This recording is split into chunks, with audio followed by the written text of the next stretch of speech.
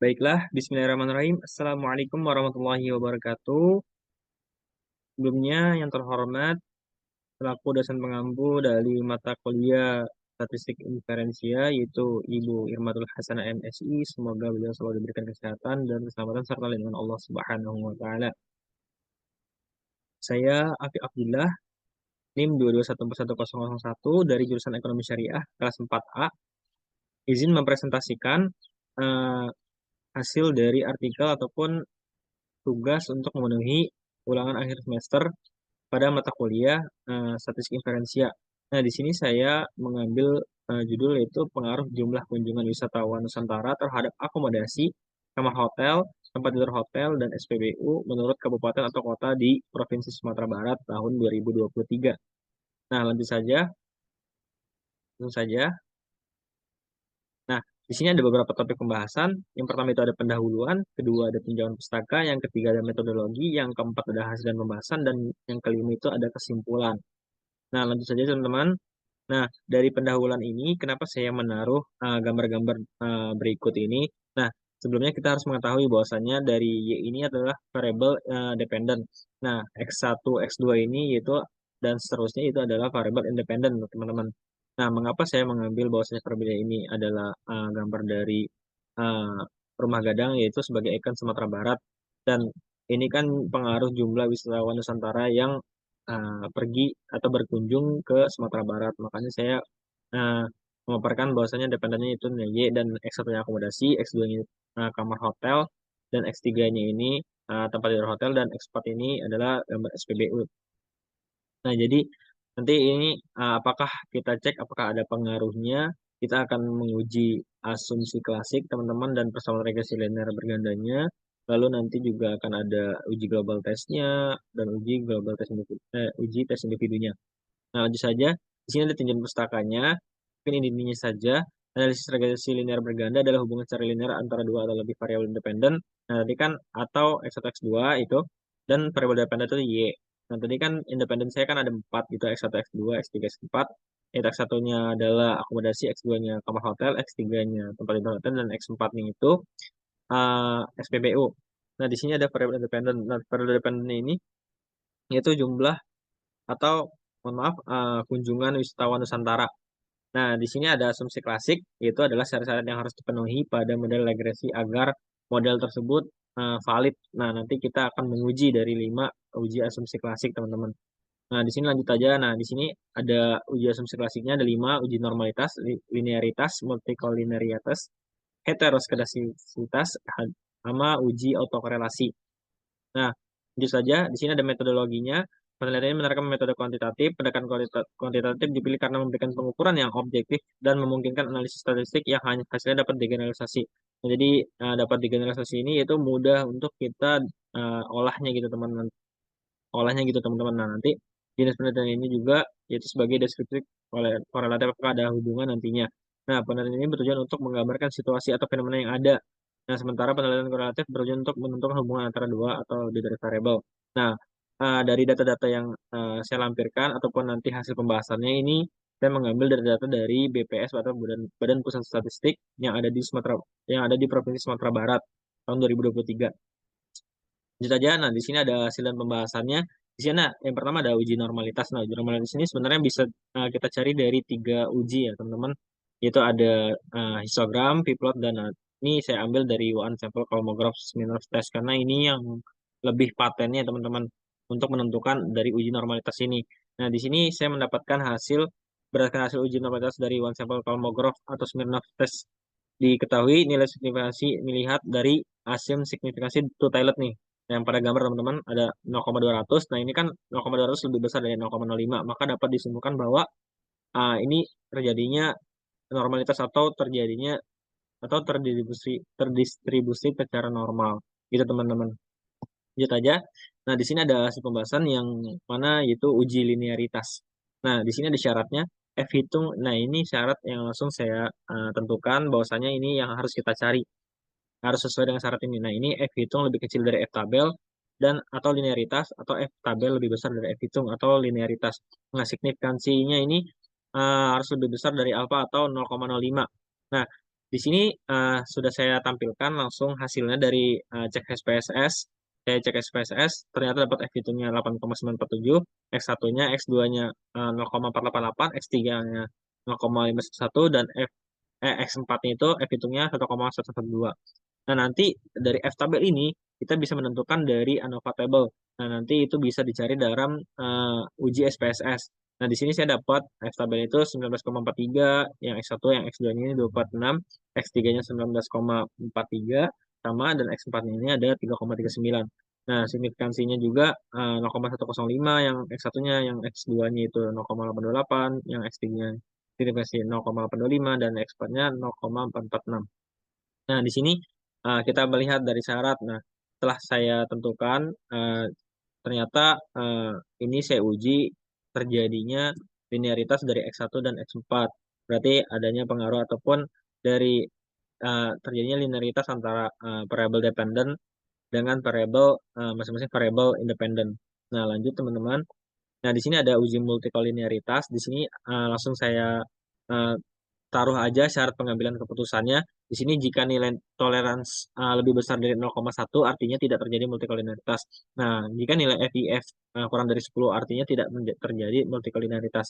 Nah, untuk mencari nilai toleransi dan PIF ini nanti bisa ditentukan dari uji SPSS. Nah, di situ nanti ada kolom koefisien, nanti teman-teman bisa lihat juga.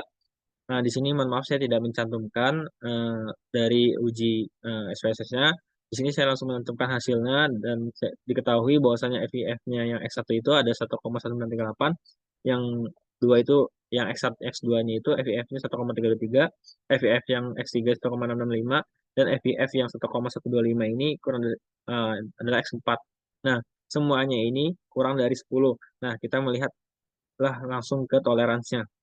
Nah, setelah kita melihat di sini, yang X1-nya 0,516, yang X2-nya 0,756, yang X3-nya 0,601, yang X4-nya 0,899. Nah, ini lebih besar semua dari 0,1. Nah, maka eh, dapat simpulkan bahwasanya ini tidak terjadi multikolinearitas yang kita inginkan, teman-teman. Berarti datanya valid. Nah, lanjut saja. Nah, di sini ada uji heteroskedastisitas. Nah, di sini mungkin sebenarnya kita bisa menguji dari dua uji, yaitu ada saya di sini memakai uji scatter plot, tapi bisa juga pakai uji Glasser, teman-teman. Nah, di sini saya memakai uji scatter plot mungkin lebih mudah untuk menentukannya. Dan di sini juga saya udah menuliskan interpretasinya dari uji yang di samping ini, atau heteroskedastisitas ini menunjukkan titik-titik tersebar. Di sini kan melihat teman-teman titik-titik tersebar baik di atas maupun di bawah angka 0 di sumbu Y. Nah, artinya tidak terjadi heteroskedastisitas. Dengan kata lain terjadinya homoskedastisitas. Homoskedastisitas. Nah, kalau misalnya terjadinya heteroskedastisitas berarti datanya tidak valid, teman-teman. Nah, mungkin lanjut aja.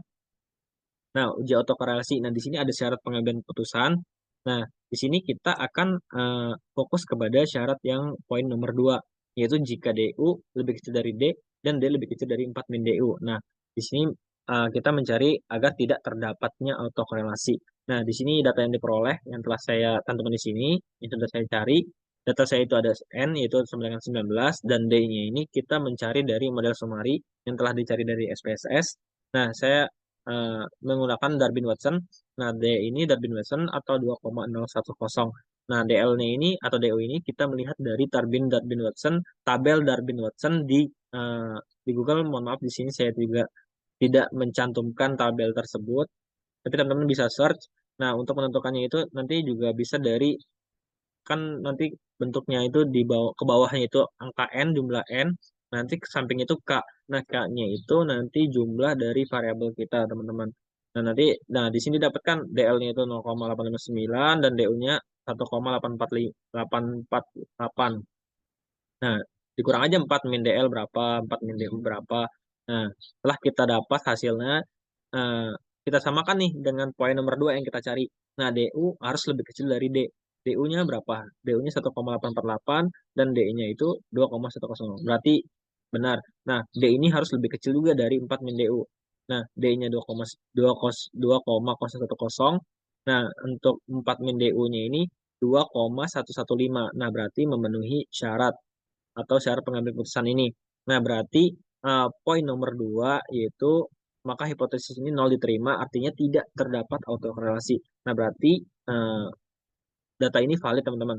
Nah, tadi kan kita sudah memaparkan ataupun saya sudah memaparkan bahwasanya dari uji normalitas sampai uji autokorelasi ini semuanya memenuhi syarat. Berarti data ini antara data variable dependent Y dengan X1, X2, X3 itu atau dan X4 ini datanya valid, teman-teman. Lanjut, di sini ada persamaan regresi linear berganda. Nah, untuk mencari y topi ini A-nya ini intercept, nilai intercept kita masukin aja. B1-nya itu nilai akomodasi, B2-nya itu kamar hotel. Nah, untuk B3-nya ini tempat tidur hotel X3 dan B4-nya ini nilai dari SPBU. Nah, nanti tinggal masukin aja, nanti tinggal kasih ini. Nah, dari interpretasi ini teman-teman dapat diketahui bahwasanya kalau misalnya yang akomodasi X1 ini kan bernilai positif. Nah, nanti dari interpretasinya ini bernilai positif dan bertambah 1%. Nah, diharapkan bertambahnya nanti 8119,69 lagi. Nah, di sini kan ada bernilai yang negatif. Nah, kalau negatif, redaksinya berbeda. Nah, interpretasinya itu bernilai negatif eh, bertambah 1% dan diharapkan bertambah minus nggak pakai minus 122,8,45 karena untuk menyeimbangi ataupun target nanti untuk kedepannya untuk bisa menutupi hal ini. Nah, mungkin itu teman-teman. Nah, lanjut aja di global test. Nah, di global test ini, nah kita mencari F-hitung dan F-tabel. Ada numerator. Nah, numerator itu dari nilai K. Nilai K itu dari variabel dan denominatornya ini dari 19 min K plus 1 atau 19 jumlah data dikurang 5 dari 14. Nah, di sini juga ada F-hitung. SSR ini saya tidak mencantumkan tabel SSR. Di sini saya mencarinya di Excel ada. Ini teman-teman bisa lihat. Di sini mohon maaf saya tidak mencantumkannya. SSR-nya itu dari regression. Nah, SSR ini dari residual. Nanti bisa disamakan. Nah, dapat nilai SSR ini 6,411 per K-nya ini 4. Nah, dapat sekian. Yang SSR-nya itu 1,008 atau 19 min 4 plus 1. Nah, jadi dapatlah hasil 22,25. F tabelnya ini 3,11 dari yang tadi numerator 4 dan denominator 14. Nah, kita tarik garis yang numeratornya 4 dari samping kanan dan kita tarik ke bawah sampai 14. Dapat 3,11 F tabelnya. Nah, 3,11. Nah, dapat dilihat dari sini berdasarkan perhitungan di atas diketahui F hitung udah 2,5 dan F tabelnya 3,1. Nah, melihat dari syarat di sini F hitung lebih besar dari F tabel maka H0 ditolak. Nah, artinya ini memiliki pengaruh dari dependen terhadap independen secara keseluruhan. Nah, dalam kesalahan individu ini diakomodasi tempat tidur hotel. Nah, di sini dapat tabelnya 2,1144 dari signifikasi level to toilet. Yang to toilet ini 0,05 dibagi 2, maka dapat 0,025. Bisa 0,05, bisa 0,025, tergantung kita memakainya yang mana. Nah, ini DF ini mencarinya jumlah N dikurang jumlah 5. Nah, 5 ini dari mana? 5 ini dari jumlah variabel keseluruhan. Nah, lanjut saja. Ini tabelnya tadi tergaris 0,25 dan 14, 2,11444. Nah, di sini didapatkan jumlah-jumlahnya. Ini mohon maaf, ini standar error ya, bukan standar deviasi. Standar error karena menyesuaikan dengan modul atau modulnya. Nah, di sini terdapat syarat dan pengambilan putusannya. Nah, di sini yang X1-nya itu tolak H0, X2-nya tolak H0, dan X3 ini terima H0, dan X4 ini tolak H0. Nah, kalau yang tolak H0 ini berarti memiliki pengaruh, dan X3 ini tidak memiliki pengaruh. Tapi secara global, dia memiliki pengaruh keseluruhan gitu, teman-teman, atas variabel dependent itu nantinya.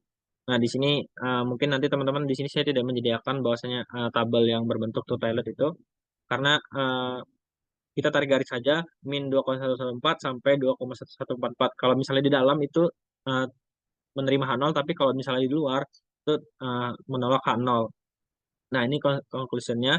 Conclusionnya saya eh, mungkin saya melihat dari uji eh, klasik tadi itu semua data itu saya uji semuanya sampai autokorelasi itu memiliki data yang valid antara variable dependent dan independen yang telah saya teliti, yaitu yang saya dapatkan dari Badan Pusat Statistik. Mungkin itu saja yang dapat saya sampaikan. Mungkin kurang lebihnya mohon maaf. Saya akhiri. Apabila ada kata-kata yang kurang berkenan di hati, teman-teman mohon dimaafkan. Semoga bermanfaat. Kita masih bareng-bareng belajar. Terima kasih. Saya akhiri. Wabillahi taufiq wal hidayah. Wassalamualaikum warahmatullahi wabarakatuh.